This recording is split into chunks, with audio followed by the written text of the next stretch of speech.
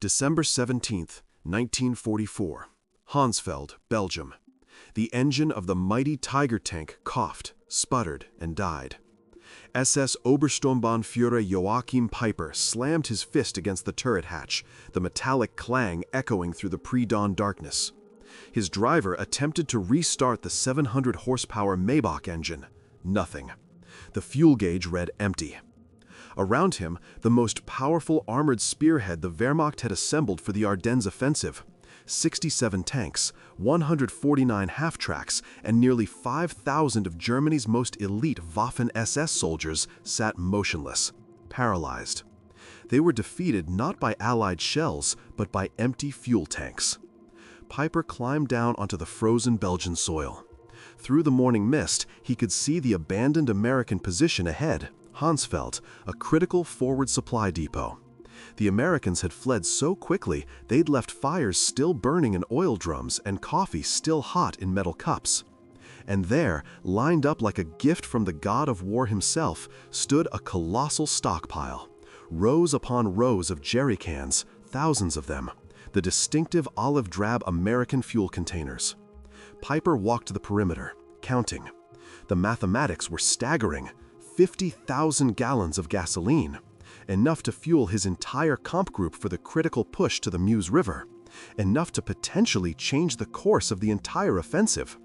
The Americans had abandoned more fuel in this single small depot than most German divisions had received in the last 6 months. But as Peiper stood among this bounty, a crushing realization settled over him like the morning fog. If the Americans could afford to abandon such a quantity Germany would guard with entire divisions, then this war was already over. Germany hadn't just miscalculated, they had fundamentally misunderstood the nature of their enemy. 6 months before Peiper's discovery, Albert Speer, Hitler's Minister of Armaments, had presented a report that should have ended all offensive operations immediately. Germany's synthetic fuel production, the lifeblood of the Wehrmacht, had been systematically destroyed by Allied bombing. The numbers revealed a story of inevitable defeat.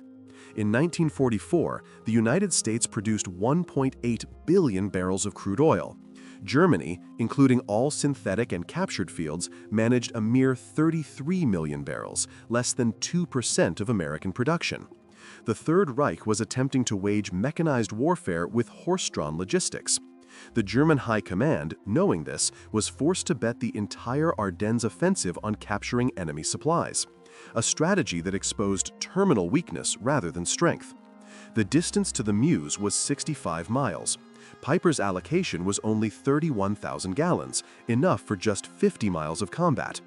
The math of failure was built into the plan from the start. Meanwhile, the American machine was overwhelming. The Red Ball Express, a massive truck convoy system, was delivering 12,500 tons of supplies daily. By December, American forces were consuming 1.2 million gallons of fuel per day, but receiving 1.4 million gallons. They were accumulating reserves while fighting. Peiper had issued strict orders to conserve fuel, engines off during any halt longer than 5 minutes, and fuel capture was priority 1 above all tactical objectives. Yet the advance was plagued by congestion. At Lanzerath, Peiper's first objective, his spearhead was stalled for nearly 10 hours by a single American intelligence platoon of 18 men. That delay cost him precious fuel. When he reached Hansfeld, the depot seemed miraculous, but the reality was humbling. It was a mere forward supply point, a Class 3B depot for a single infantry division. A German sergeant who could read English found the shipping manifests. The papers revealed that this fuel had been shipped 6,000 miles from Texas to New York across the Atlantic and then trucked 400 miles to Hansfeld. The entire journey took less than 6 weeks. Peiper read the manifest twice, then crumpled it. He understood this was not just fuel, it was the sheer speed and scale of American industry brought to bear. Further proof arrived when a soldier found a stack of Stars and Stripes newspapers. The headlines celebrated the opening of a new fuel pipeline from Cherbourg to Verdun capable of delivering 300,000 gallons per day.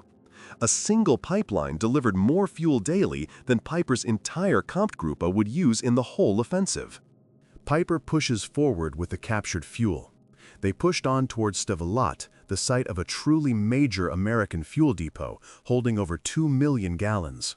This was the prize, enough to guarantee reaching the Meuse. But as Peiper's advance guard approached, American engineers under Captain John Brewster were already at work. Their orders: deny fuel to the enemy at all costs. At 16:30 on December 17th, the order was given. Engineers poured gasoline trails between the stacked jerry cans. White phosphorus grenades were thrown. The explosion was immediate and tremendous. A wall of fire shot up maybe 100 feet. Within minutes, the entire depot, 2,189,000 gallons of gasoline across 15 acres, was an inferno. Peiper's lead tanks arrived to find a pillar of black smoke rising 1,000 feet into the sky. The fire would burn for 3 days, consuming enough fuel to have powered Peiper's entire division to Antwerp and back. Peiper's driver later recalled the scene. He said nothing for perhaps 5 minutes. Then he climbed down and told me, "They can afford to burn 2 million gallons to deny them to us. What are we doing here?" Across the Ardennes, the Americans were deliberately destroying fuel dumps rather than risk capture. 1.1 million gallons burned at Trois-Ponts. 2.5 million gallons were destroyed at Spa.